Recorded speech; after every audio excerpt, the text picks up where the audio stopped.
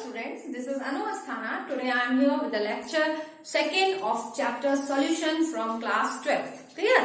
अब हम लोग क्या करते हैं, सबसे पहली चीज हम लोग जो प्रीवियस लेक्चर था उसमें हमने पढ़ा था कि सॉल्यूशन किसको कहते हैं, उसके क्या क्या कंपोनेंट्स होते हैं और उसे हम किस तरीके से कैटेगराइज करते हैं, मींस टाइप्स ऑफ सॉल्यूशन। अब उसी को हम लोग आगे कंटिन्यू करते हैं।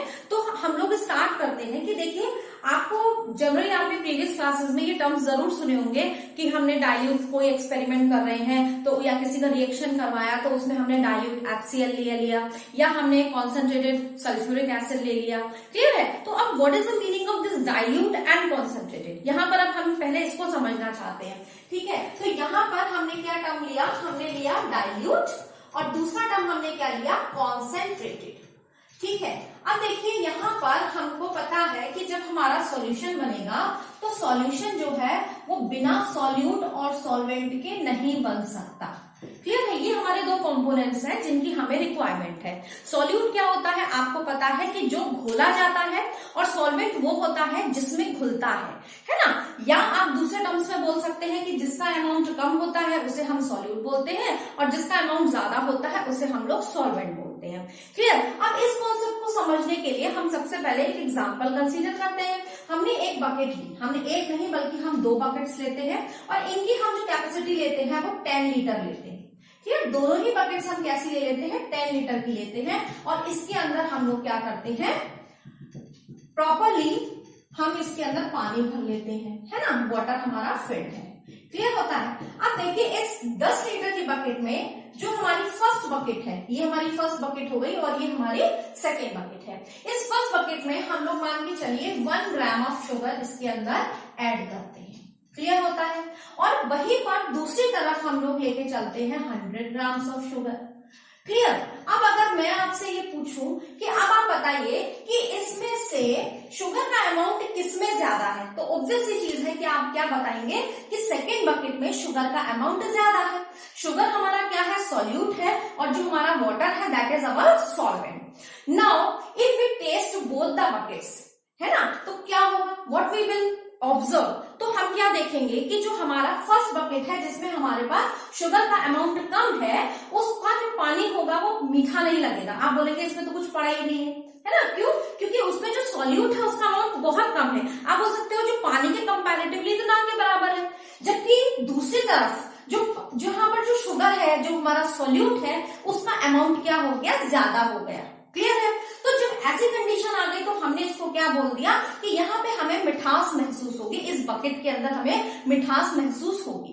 ठीक, तो इसका मतलब अगर अब मैं आपसे पूछूं कि इन दोनों में से बताइए कि हमारे पास कौन सा डाइल्यूटेड है और कौन सा कॉन्सेंट्रेटेड है, तो अब हम पहले कैसे बताएंगे कि जब हमारे पास डाइल्यूट का मतलब क्या हुआ कि जब हमारे पास जो सॉल्यूट है उसका अमाउंट कैसा हो, वेरी लिटिल अमाउंट। बात सबको समझ में आती है? जब सॉल्यूट वेरी लिटिल या आप बोल सकते हैं नेग्लिजिबल अमाउंट में हो, तब ऐसे सॉल्यूशन को हम लोग क्या बोलते हैं, डाइल्यूट सॉल्यूशन बोलते हैं। ऑन द अदर हैंड हम बोल सकते हैं कि जब हमारे पास सॉल्यूट कैसा हो, वेरी लार्ज अमाउंट में हो। क्लियर है? वेरी लार्ज अमाउंट में हो तो ऐसे सॉल्यूशन को हम लोग क्या बोलते हैं, कॉन्सेंट्रेटेड सॉल्यूशन। तो अगर हम इसमें पूछें कि बताइए इन दोनों में से कौन सा डाइल्यूटेड है, कौन सा कॉन्सेंट्रेटेड है, तो ऑब्वियस सी चीज है ये हमारा डाइल्यूट हो जाएगा और ये हमारा कॉन्सेंट्रेटेड हो जाएगा। क्लियर हो गया? इसका मतलब क्या हुआ, यहाँ पर हमने एक चीज देखी कि यहाँ पर हम अमाउंट ऑफ सॉल्यूट के बेस पर डाइल्यूटेड या सॉल्यूट को डिफाइन कर रहे हैं। ठीक है, और जो इसको डिफाइन करता है ना, उसी को हम लोग या उसको जो मेजर करता है कि किसी भी गिवन सॉल्यूशन के अंदर हमारा कुल कितना सॉल्यूट प्रेजेंट है, जब हम इसको मेजर करते हैं तो उसी को हम लोग क्या बोलते हैं, कॉन्सेंट्रेशन बोलते हैं। बात सबको समझ में आती है? तो अब आप कॉन्सेंट्रेशन को अगर हम डिफाइन करना चाहें, कॉन्सेंट्रेशन, तो क्या हो जाएगा, डेफिनेशन मतलब हो जाएगा कि कॉन्सेंट्रेशन क्या है, दिस इज द मेजर। ठीक है, इन विच, इसमें हम लोग क्या बताते हैं, in which we calculate the amount of solute, यानी कि सॉल्यूट का कितना amount, the amount of solute present or dissolved in given solution, यानी कि गिवन सॉल्यूशन में हमारे पास कुल सॉल्यूट का कितना अमाउंट प्रेजेंट है। जब हम इसे मेजर करते हैं तो इसी को हम लोग क्या बोलते हैं, कॉन्सेंट्रेशन बोलते हैं। बात सबको समझ में आती है। चलिए अब हम लोग इसी को थोड़ा सा और आगे बढ़ाएंगे। अब हम लोग देखिए कॉन्सेंट्रेशन को जब मेजर करते हैं तो कॉन्सेंट्रेशन को मेजर करने के लिए हम कुछ काफी मेथड्स का इस्तेमाल करते हैं। कुछ तरीके हैं जिनसे हम क्या कर सकते हैं, कॉन्सेंट्रेशन को मेजर कर सकते हैं। लेकिन हम अपनी बुक में जो गिवन है हम सिर्फ उन्हीं को लेंगे, क्योंकि हमारा टारगेट जो बोर्ड है उसको अचीव करना है। क्लियर है। तो अब यहाँ पर आपके अगर हम बात करें कि जो हमें कॉन्सेंट्रेशन को मेजर करना है, हम किसको मेजर करेंगे, कॉन्सेंट्रेशन को हम लोग मेजर करेंगे। क्लियर है। तो किस टर्म्स में मेजर करेंगे, और कॉन्सेंट्रेशन हम किसकी मेजर कर रहे हैं, कॉन्सेंट्रेशन ऑफ सॉल्यूशन। क्लियर है। यहां तक बात समझ में आ गई। किस किस तरीके से हम मेजर कर सकते हैं उसको देखिए। सबसे पहला हमारे पास तरीका हो सकता है कि हम क्या करें, मास बाय या मास परसेंट, जिसको हम लोग बोलते हैं W बाय W। ठीक, यानी कि इसको हम लोग क्या करते हैं, वेट बाय वेट भी बोल देते हैं। तो जब हम लोग सॉल्यूट का मास निकालते हैं परसेंट के टर्म्स में तो उसको हम लोग क्या बोलते हैं, मास परसेंट। दूसरा जो हम लोगों को स्टडी करना है that is volume percent. Clear, इसको हम लोग V बाय V से डिनोट करते हैं। थर्ड जो आता है दैट इज मास पर वॉल्यूम, मतलब W अपॉन V। क्लियर होता है। Fourth is ppm, it is indicated by parts पर मिलियन। क्लियर है। यानी कि 1 मिलियन में हमारे पास कुल कितने पार्ट्स हैं सॉल्यूट के। फिफ्थ आता है हमारे पास that is mole fraction. Mole fraction को हम लोग किससे डिनोट करते हैं, that is chi. Clear. Sixth is molarity, that is molarity, it is denoted by capital M। Seventh is that is molarity, it is denoted by small m। Clear होता है।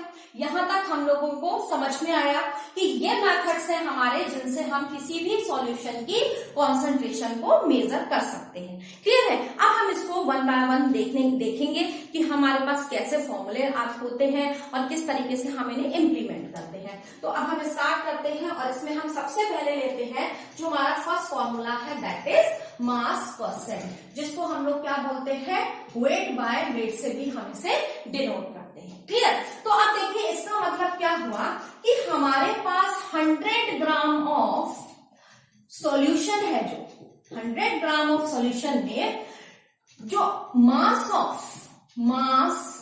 Of solute कितना है, जब हमें इसे major करना हो, यानी कि 100 ग्राम ऑफ सॉल्यूशन में हमको जब ये निकालना पड़े कि हमारा जो सॉल्यूट है उसका कितना अमाउंट है, तो हम उसे किस टर्म्स में मेजर करेंगे, then we will measure it in terms of weight by weight percent. Clear होता है। तो इसका फॉर्मूला क्या बन जाएगा, इसका फॉर्मूला सिंपल बन जाएगा कि मास ऑफ सॉल्यूट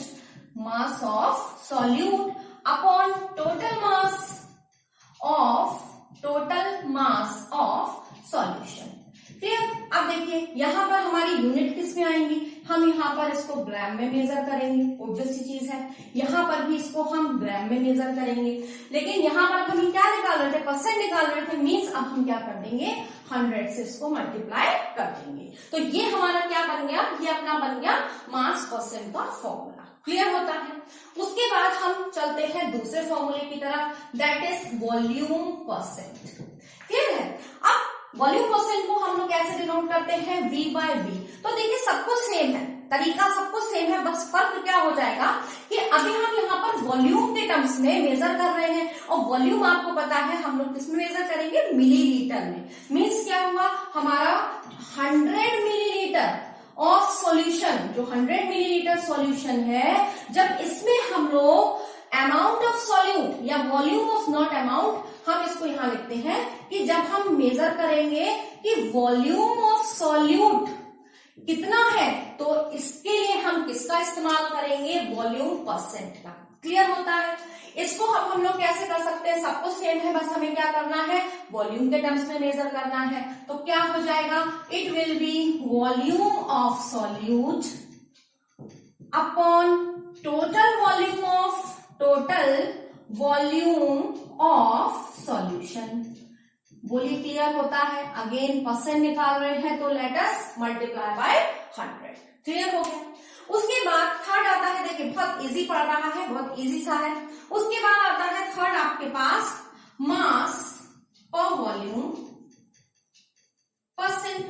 इसका जनरली यूज हम लोग कहाँ पे करते हैं? फार्मेसी वगैरह में, जहां पे हमें बहुत कम अमाउंट चाहिए, यानी कि जहां पे हमें नॉट कम, हमें जैसे वॉल्यूम है ना, तो वॉल्यूम के टर्म्स में जब हमें सॉल्यूट का मास निकालना हो तब हम इसका यूज करते हैं। तो इसके लिए हम क्या करेंगे कि हमारे पास 100 ml सॉल्यूशन में, 100 ml सॉल्यूशन में हमारे पास क्या हो जाए, सॉल्यूट का कितना मास हो, यानी कि मास ऑफ सॉल्यूट कितना हो। जब हम इसे मेजर करेंगे तो उसके लिए हम किसका इस्तेमाल करेंगे? मास अपॉन वॉल्यूम का। क्लियर होता है? इसको हम लोग रिप्रेजेंट करना भूल गए, इसको हम लोग W अपॉन V से इसको मेजर करते हैं। क्लियर होता है? यहां तक सबको समझ में आ गया? चलिए अब हम लोग थोड़ा सा और देखते हैं कि अगर मान के चलिए आपके पास एक स्टेटमेंट लिखा हुआ आता है कि 10% ऑफ ग्लूकोज सॉल्यूशन, है ना। लेट अस सपोज कि आपके पास ये स्टेटमेंट लिखा हुआ है कि अब आपको यहाँ पर जब आप न्यूमेरिकल्स करेंगे तब आपको फॉर्मूला इंप्लीमेंट करना है। तो आपको क्या करना है, अगर आपने फॉर्मूला गलत इंप्लीमेंट किया तो ऑब्वियसली चीजें, your calculation will be wrong. So just remember this thing कि अगर आपके पास सिंपल लिखा हुआ आ गया कि 10% ऑफ ग्लूकोज सॉल्यूशन, तो पहले तो आप ये देखिए कि यहाँ पर हमें क्या चीज इंफॉर्मेशन मिल रही है, हमें यहाँ 3 चीजों की इंफॉर्मेशन मिल रही है ना। और क्या मिल रही है वो अभी हम डिस्कस करते हैं, लेकिन यहाँ पर हमें फॉर्मूला कौन सा लगाना है पहली बात तो हमें ये देखनी है। तो अगर हमारे पास यहाँ पर कुछ भी मेंशन नहीं है ना, स्पेसिफिकली कुछ भी मेंशन नहीं है, तो हमें यहाँ पे क्या समझना है कि हमें कौन सा फॉर्मूला लगाना है, वेट बाय वेट का ही फॉर्मूला लगाना है। बात समझ में आ गई?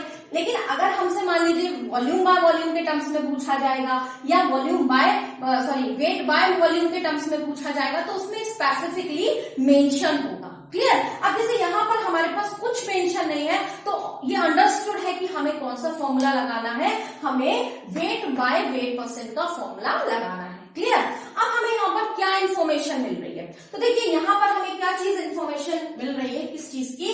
सबसे पहले हमें पता चल रहा है कि मास ऑफ ग्लूकोज जो हमारा क्या है, दैट इज सॉल्यूट, है ना। सॉल्यूट का जो मास है वो कितना है, 10 ग्राम।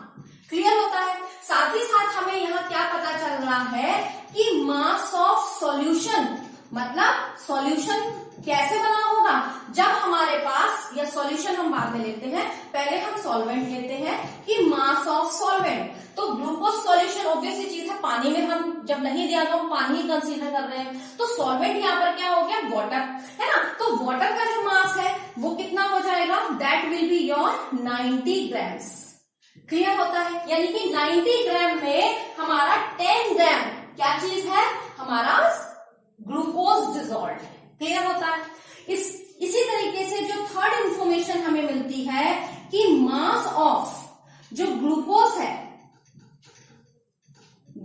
है, मास ऑफ सॉल्वेंट हमारा 90 ग्राम हो गया, और मास ऑफ जो हमारा सॉल्यूशन है, यहां पर मास ऑफ सॉल्यूशन हमारा कितना है, दैट इज 100 ग्राम्स।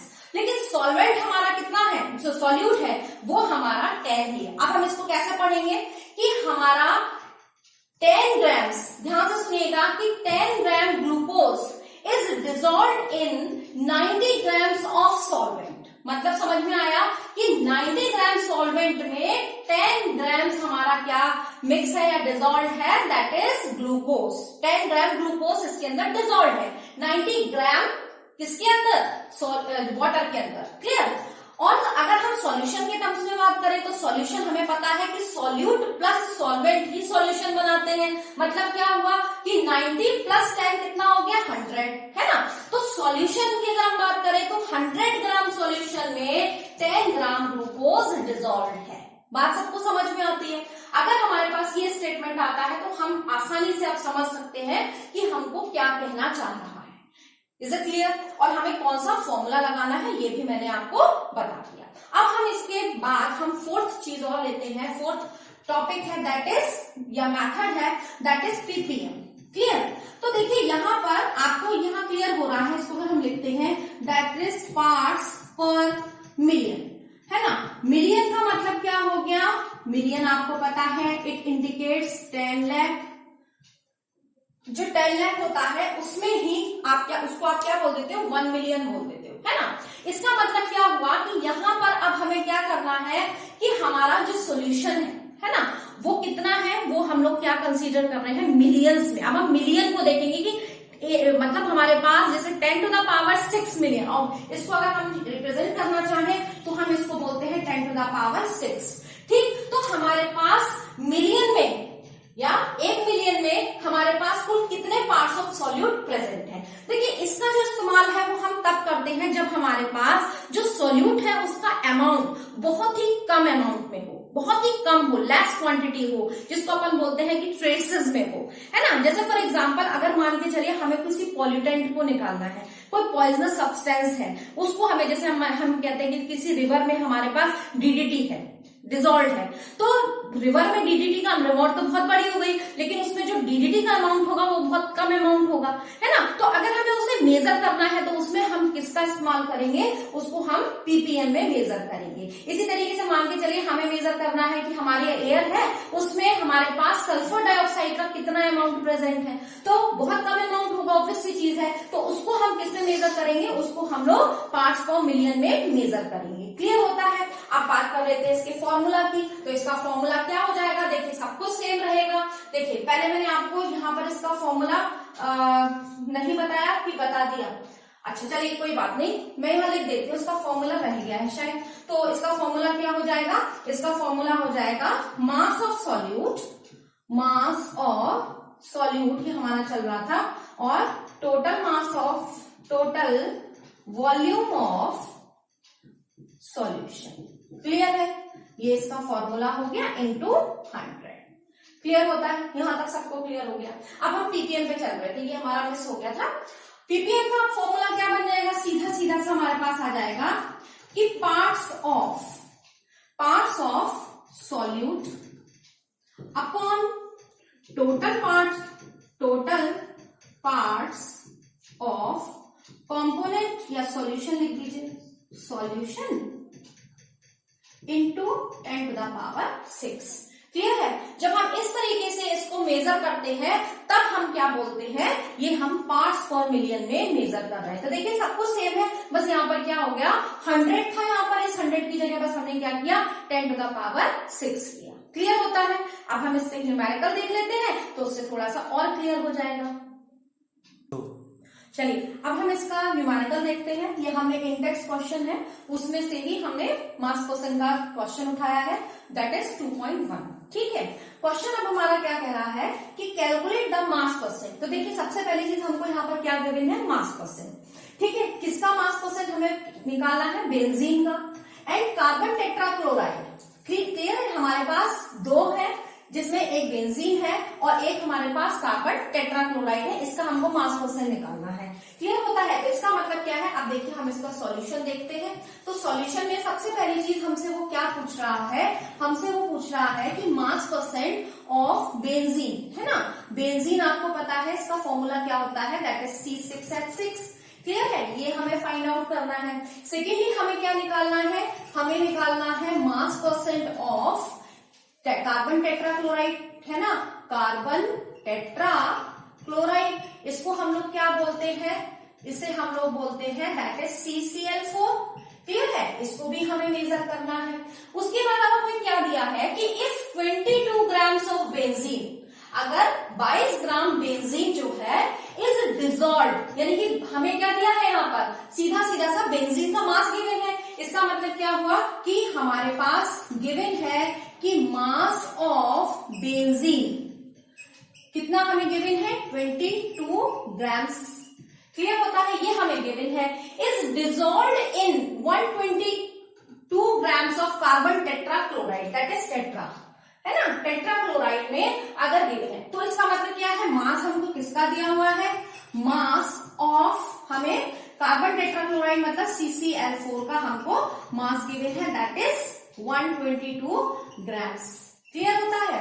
अब देखिए यहाँ पर एक चीज हमको क्लियर होती है कि इसका अमाउंट कम है और इसका अमाउंट ज्यादा है ना। इसका मतलब ये क्या हो गया, हमारा सॉल्वेंट हो गया, ये हमारा क्या हो गया, सॉल्वेंट हो गया, और ये हमारा क्या हो गया, सॉल्यूशन हो गया, सॉल्यूट हो गया, है ना। अब यहाँ पर हमारे पास अब हमें फॉर्मूला क्या निकालना है, मास परसेंट।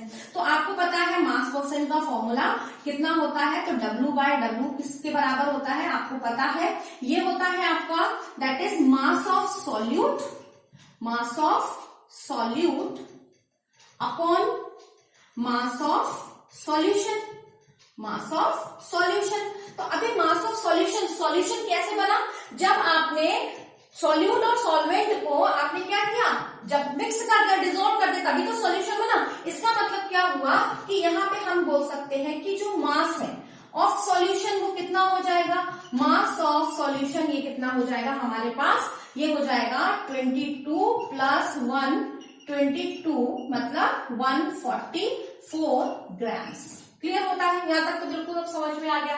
बस अब आपको कुछ नहीं करना, सारी वैल्यूज आपके पास है, अब आपको सिंपली उसको बस पुट करना है। क्लियर है, ये हमारे पास इसका फॉर्मूला है, तो बस अब आपको अपनी वैल्यूज को पुट करना है। तो मास ऑफ सॉल्यूट, तो अभी आप किसका निकाल रहे हो, अभी हम निकाल रहे हैं W/W परसेंट ऑफ, किसका निकाल रहे हैं, मान के चलिए ऑफ बेंजीन का ही निकाल लेते हैं सबसे पहले, है ना। तो बेंजीन को जब हम निकालेंगे तो हमारे पास क्या हो जाएगा, मास ऑफ सॉल्यूट मतलब बेंजीन। तो बेंजीन हमारा कितना गिवन है, that is 22 grams. Clear, mass of solution, solution हमारे पास है 144 ग्राम्स। क्लियर होता है। तो अब हम जब इसको सॉल्व करेंगे तो ये कितना हो जाएगा, इसको जब आप सॉल्व करेंगे तो ये आएगा आपके पास 15.28%। क्लियर होता है। तो ये हमारा क्या आ गया, बेंजीन का मास परसेंट आ गया, ये हमारा एक आंसर आ चुका है। क्लियर। अब हमें क्या चीज निकालनी है, हमें कार्बन टेट्राक्लोराइड का भी मास फाइंड आउट करना है, मास परसेंट, तो उसको भी निकाल लेते हैं। तो क्या हो जाएगा, तो हम लिख देते हैं simple W/W percent of carbon tetrachloride. तो कितना हो जाएगा, हमारे पास कार्बन टेट्राक्लोराइड कितना गिवन है, that is 122 grams upon total कितना है सॉल्यूशन का, दैट इज 144। तो इसको हम सिंप्लीफाइड करेंगे। एक तरीका तो ये है कि आप इसको सिंप्लीफाइड कर दीजिए, ये आ जाएगा आपके पास, ये आएगा आपके पास that is 84.72 grams, it's not grams, that is percent. Clear है। या एक तरीका हम ऐसे कर सकते हैं सिंपली कि हमको पता है कि हमारा हम परसेंट निकाल रहे हैं, मतलब क्या है, हम इसको डायरेक्ट 100 में से इस परसेंट को अगर माइनस कर दें, है ना, यानी कि 15.28 को माइनस कर दें तो हमारे पास कितना आ जाएगा, इट विल ऑल्सो 84.72%। तो देखिए दोनों में ही आपका आंसर सेम आएगा। क्लियर होता है। और इस तरीके से हमने अपने आंसर को निकाल लिया। बहुत सिंपल है, लेकिन अगर आप तभी सिंपल बन पाएगा जब आप क्वेश्चन को अच्छे तरीके से रीड करेंगे, उसको समझेंगे कि क्वेश्चन में पूछा क्या जा रहा है, और फॉर्मूलाज आपको लर्न होंगे। तो बस आपको सिंपल क्या करना है, फॉर्मूले को पुट करके और उसकी वैल्यूज को रखना है और उसको सिंप्लीफाइड करना है। क्लियर है। आज के लिए इतना ही, और आई होप कि आप लोगों को ये समझ में आया होगा। Thanks a lot.